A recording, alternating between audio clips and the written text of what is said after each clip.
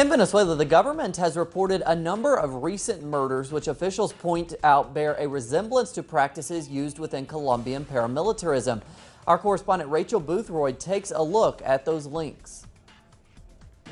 The Venezuelan Communist Party has requested that authorities carry out an official investigation after explosives were launched at its youth headquarters last week.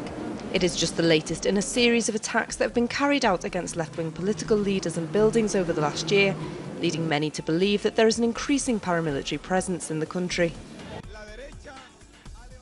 The right wing has consistently raised the flag of hate, of intrigue, of lies and of violence.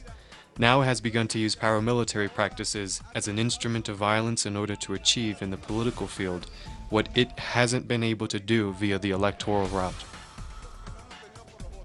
On October 1st, Venezuelan legislator of the United Socialist Party of Venezuela, Robert Serra, was found brutally murdered alongside his partner Maria Herrera at his home.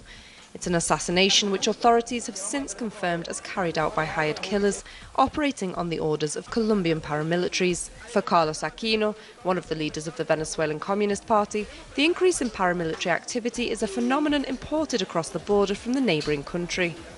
These sectors, which were supposedly demolished just over 10 years ago in Colombia, an important part of them were initially brought to the Venezuela-Colombia border. From then on, over the past 10 years, they have been developing a process of consolidation, of adjustment, and setting up social and economic bases across wide sectors of our country. Venezuelan authorities say that paramilitary interests are also behind the criminal exportation of Venezuelan food and medicines over the border to Colombia, an immense source of financial gain for the groups, as well as a way of destabilising the Venezuelan government. Rachel Boothroyd for Telesur in Caracas, Venezuela. And thanks to Rachel.